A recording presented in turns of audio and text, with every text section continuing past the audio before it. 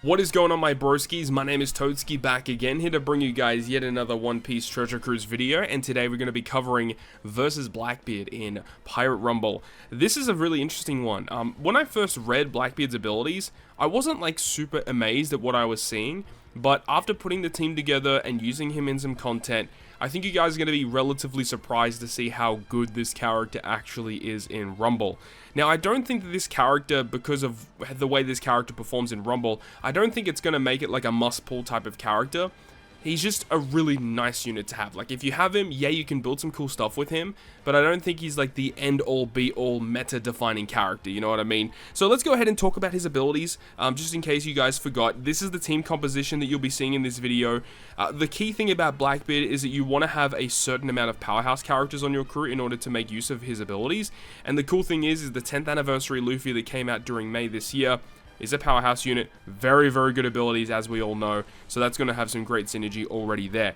So as for Blackbeard's abilities, his Rumble ability, the passive effect, will go ahead and target your opponent's fighter, slasher, powerhouse, and cerebral characters for level 7 speed down, then all enemies level 7 attack down, and then when you have 5 or more powerhouse characters on your team, all enemies level 7 defense down, and then also special CT speed down level 3. And then for the first 20 seconds of the game, Blackbeard himself receives level 10 CT speed increase. Now, this is one of the drawbacks that I think a lot of people think he has. People see this and say, oh, he doesn't buff your team at all, this character's automatically not good. I think a lot of people have a misconception about that. Because the way that I think about this is, yeah, he doesn't buff your team, but he's providing all of these debuffs to your opponent, which, in my opinion, it's kind of, I wouldn't say it's better, but this is providing some amazing debuffs to the opponent, right? Like, technically, if you inverse it, he's giving you, like, speed increase, attack up. He's also, well, it's technically a defense up in a way. When it's attack down increase, it's technically a defense up. And then with 5 powerhouse characters, all enemies get level 7 defense down, which is technically an attack increase for your crew. He then also reduces their CT, which is a CT increase for your crew, and then also further CT increase for the first 20 seconds. So, like, he's providing a lot of different stuff here, and I really think this is one of the greatest Rumble abilities we've seen in the game. Like, I'm not even kidding. This is a really good effect. But it only really works when you supply other good effects around him to make him actually work. When you have a look at his special, like 25 CT is a very, very good level to be at. He targets 3 high attack enemies for a level 8 attack down, and then targets 3 enemies with high HP for 100% chance to make their healing amount 0. This is interesting. This could have some really cool use cases when you're up against opponents with really annoying healing effects, to just target them and prevent them from healing. It does only last for 15 seconds though, so it's going to be kind of niche, but it does have some cool applications. And then finally, he also does damage over time level 10 for 15 seconds. Now, I mentioned this in the initial breakdown of this guy when he first came out. This level 10 is nothing we've seen before. There have been no characters that apply level 10 damage over time, so this effect, I thought it was going to be really good, and yeah, this damage over time is no joke. Like, I saw hits of this damage over time landing like 9,000 damage, 10,000 damage. Like, this is crazy, crazy good. He then also targets those characters with high HP for a 15% CT delay. So yeah, this guy just does a lot. He's going to be a menace to deal with. Not as annoying as like a Nami Karina, for example, but he is a threat. You do have to respect him and do know what he does, so you know kind of what you need to do to get around him, because this guy is going to be a menace. He himself does evade action bind and damage over time, and then also damage reduction versus Psy characters. This guy's pretty good. Partnering him up with some cool characters as well, like the 10th anniversary Luffy, who is an absolute monster. He just hits so hard, especially with Blackbeard reducing their defense by a lot. It's going to make characters like Luffy hit incredibly hard. You've got Bonnie for some utility, you've got Moria for some half stats, you've got S-Hawk because he's a beast, and then the bench is just a bunch of other units as well. Making sure you have 5 powerhouse characters on the crew though. We've got Blackbeard, Luffy, Moria, Dory, Broggy. We are good to go. So this is the squad that we have here. Let's go ahead and showcase this team in Pirate Rumble today. Jumping into our first game today is going to be against the brand new Hachi challenge that came out somewhat recently. So we're going to go ahead and see how we can perform in this one. So on my opponent's side of the field, in terms of the threatening characters, there isn't anything that's like too scary. I mean, yeah, Kaido can do a pretty decent amount of damage because of the defense down, but if you just have a look at their stats right at the start of the game, they only had like level 5 defense with like, this is a challenge difficulty, they've got the full front line, and because of BLACKBEARD just severely nerfing their stats, it's just like, they just become super squishy. We can tank a lot easier. Like, it's just, I don't know what the hell. Like, BLACKBEARD's just doing BLACKBEARD things. So you see that, so Kaido, Jinbei, and Cross Guild all have that effect there. You see Kaido got dealt 10,000 damage from that dot damage level 10, damage over time level 10. Absolutely insane. Cross Guild is going to come up with their special very shortly, unless they get knocked out, which they don't, but S-Hawk is just a beast doing whatever he does. But just like 10,000 damage from dot damage, that's so crazy, right? And the fact that BLACKBEARD is already providing so many debuffs to the opponent, and then you're getting that on top of it. And now look, damage over time is not immediate damage, not immediate impact. You do have to wait for the enemy to perform their action for the damage to actually go through, which is the only real downside of damage over time. But the thing is when it does hit and it does land, it is brutal against the opponent, especially at level 10. And that's the thing, is all the other dot damage characters that we've had in the past is they've only done it level 2, level 3, potentially level 4.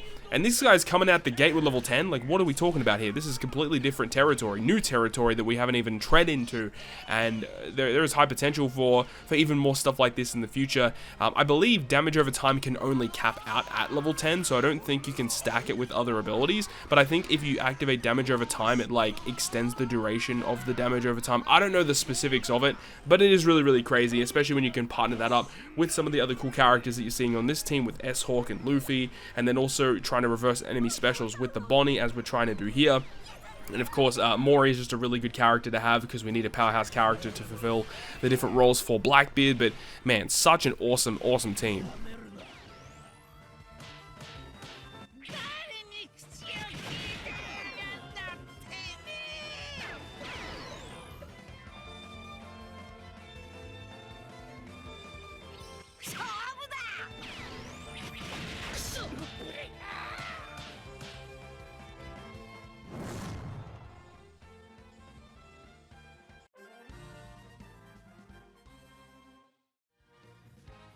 Moving on to our secondary match is going to be up against an opposing int team that we see here. This is a pretty scary looking int team. I guess it's probably the best, quote unquote best, int challenge difficulty team that you can come up against in Pirate Rumble. But things go crazy with this one. Like, I am actually shook that we were able to defeat this opponent this goddamn quickly. I was kind of shocked actually, because I know that this was actually a really challenging quest to defeat in the past, but with how good some of the characters are these days, man, like, it's so good.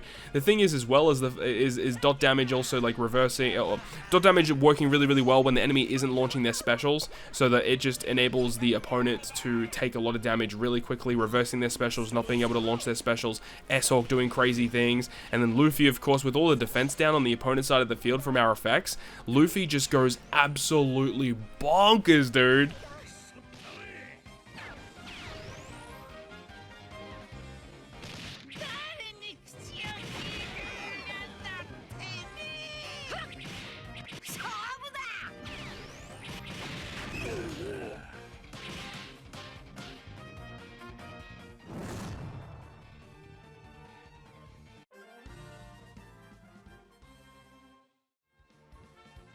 Moving on to our next fight is going to be up against one of the more recent Dex Challenge difficulty bosses versus the S-Shark team. This team's pretty solid actually. Like, it's kind of annoying to get through because you've got Luffy, which can revive someone, and then the thing is when someone eventually gets knocked out, they're replaced with Anne from One Piece Film Red? No, Stampede. It's Stampede.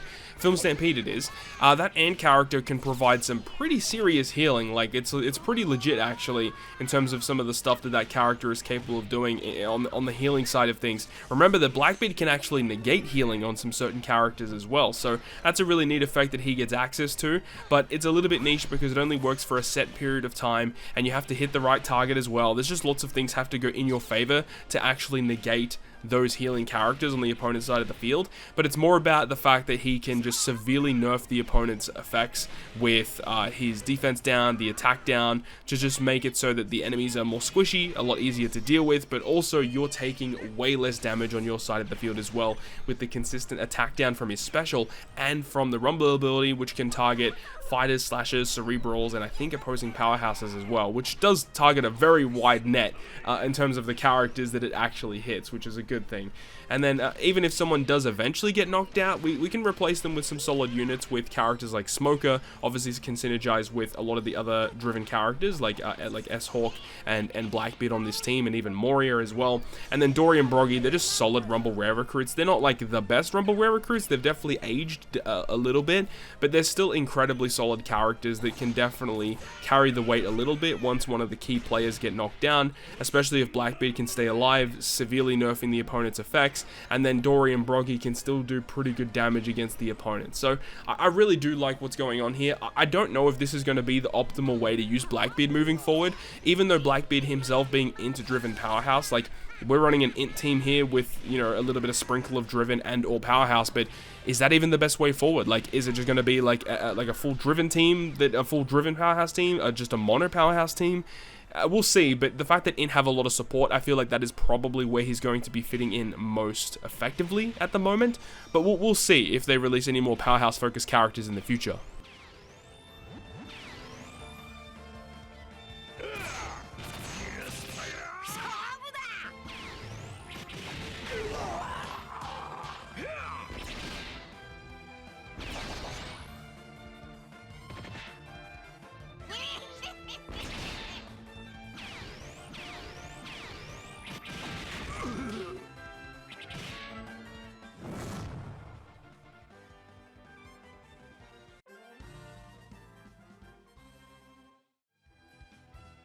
And then the final clip of this video is going to be up against the S-Hawk challenge, which is incredibly annoying to deal with because S-Hawk is just an absolute beast in Pirate Rumble, especially when you partner that up with Roger and Whitebeard and V1 Odin and K-Dad as they do in this team scenario here. So this is a very, very threatening, you know, kind of boss that we have to take on here. The thing is, though, is that slashers are not renowned for having incredibly good defense. So the thing is even though they're very good offensively, if we do get a chance to start using our specials against the opponent, we're going to be in a very, very good position, as we actually do get to launch our Gecko Moria first, which can inflict some half stats, so even if they do hit us with damage, we're able to tank it even easier than we would do before. And of course, Blackbeard with a little bit of special reverse, a little bit of damage over time, you absolutely love to see it. K-Dad is still going to get a hit off against us, but that's not that big of a deal, especially with Bonnie coming up as well, which can go ahead and reverse the special CT of some of those opponents by a pretty decent margin as well. And luckily for us, it does target S-Hawk and Roger Whitebeard, so we won't be seeing their specials for a little while longer.